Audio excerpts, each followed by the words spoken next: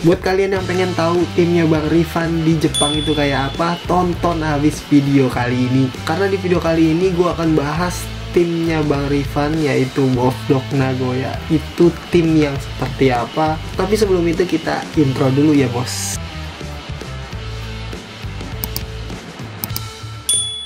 Halo Sobat Voli, salam satu hobi. Wih. Selamat datang kembali di channel Pengabdi Voli Indonesia. Terima kasih buat para temen-temen yang udah meramaikan channel ini. Akhirnya setelah hampir setengah tahun gua berkonten di channel ini, kita mendapatkan 1000 subscriber. Dengan satu video viewsnya itu sampai ratusan ribu bro, gokil ini. Terima kasih buat kalian yang selalu support channel ini ya bro. Mohon supportnya terus di channel ini supaya channel ini bisa makin berkembang buat voli tanah air kita. Ya jadi seperti biasa, bulan lalu gua itu nonton pertandingan Bang Rifan lawan Rantaka Hashi ya. Jadi antara Wolfdog Nagoya lawan Santori Sunbirds Osaka. Nah, gue nggak akan bahas semua pemainnya. Gue hanya akan membahas pemain yang menonjol di Wolfdog Nagoya ini. Termasuk di akhirnya itu kita akan ngebahas satu poin kemenangan yang dihasilkan sama Bang Rifan ya bro. Sebelum itu gue mau disclaimer dulu. Jadi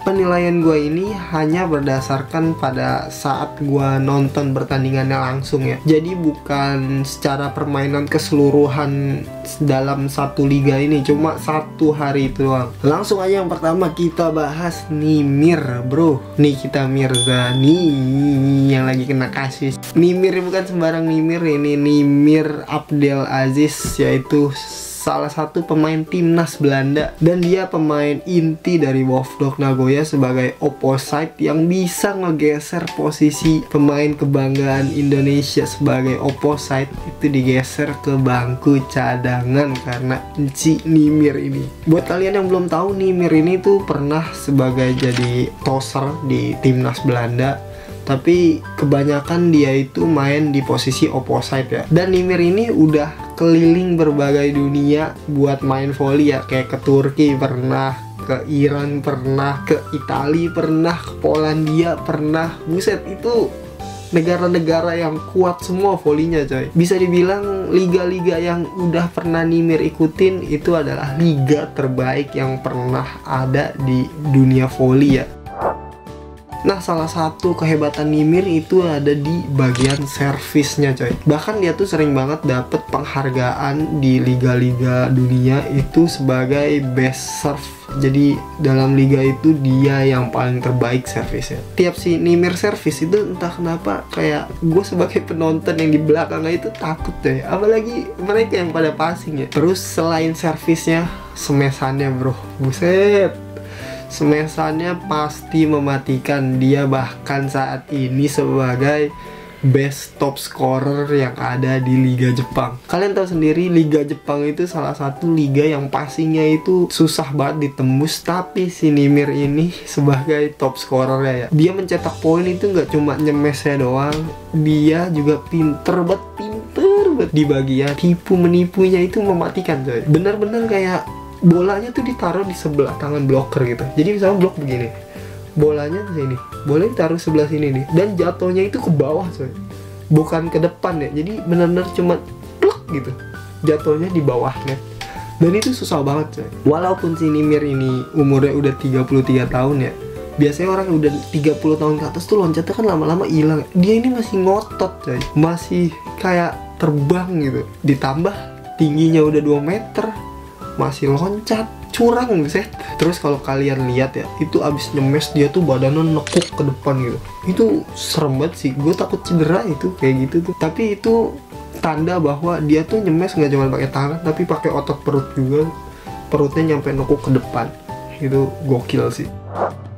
Nah, tadi itu kelebihan-kelebihan Nimir ya. Dan sekarang kita bahas kekurangan Nimir. Menurut gua kekurangannya itu ada 3. 1, penempatan posisi ketika musuhnya nyerang. Jadi misalnya musuhnya nyemes, nah si Nimir tuh penempatan posisinya tuh kurang sih menurut gua. Dalam satu hari itu Nimir gak pernah ngangkat bola.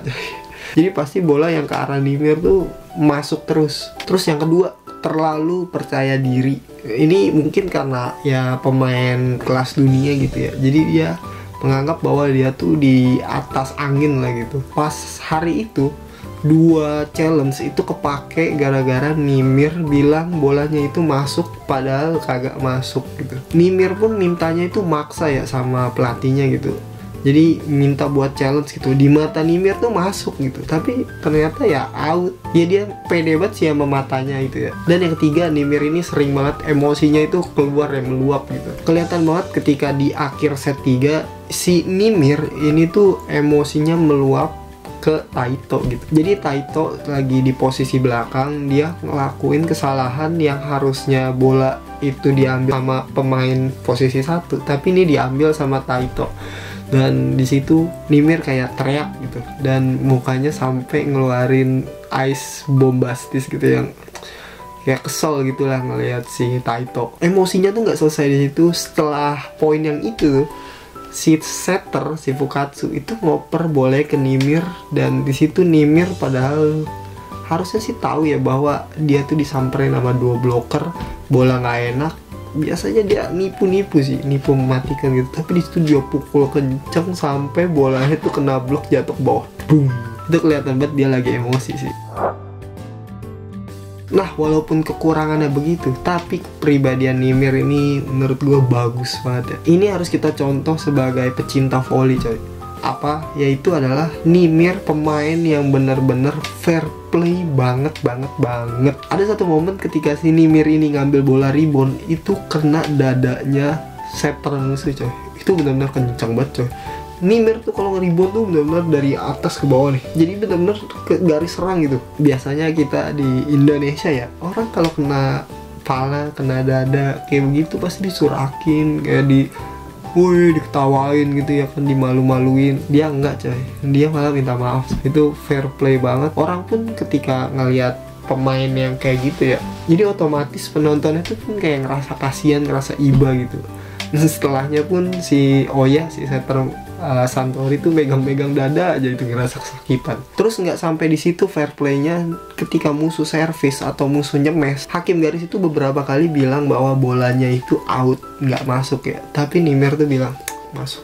Dan keputusan akhir di wasit 1 itu ngikutin dari Nimir gitu. Jiwanya itu kesatria banget coy. Suka banget gua sama pemain kayak gini. Jadi kalau misalkan kalah pun, dia tuh kalah bukan karena hoki gitu dia ngerasanya. Dia kalah karena fair play, dan menang pun karena fair play. Buset, ini baru Nimirnya udah panjang banget coy. Kita lanjut ke Taito ya bro, Mizumachi Taito.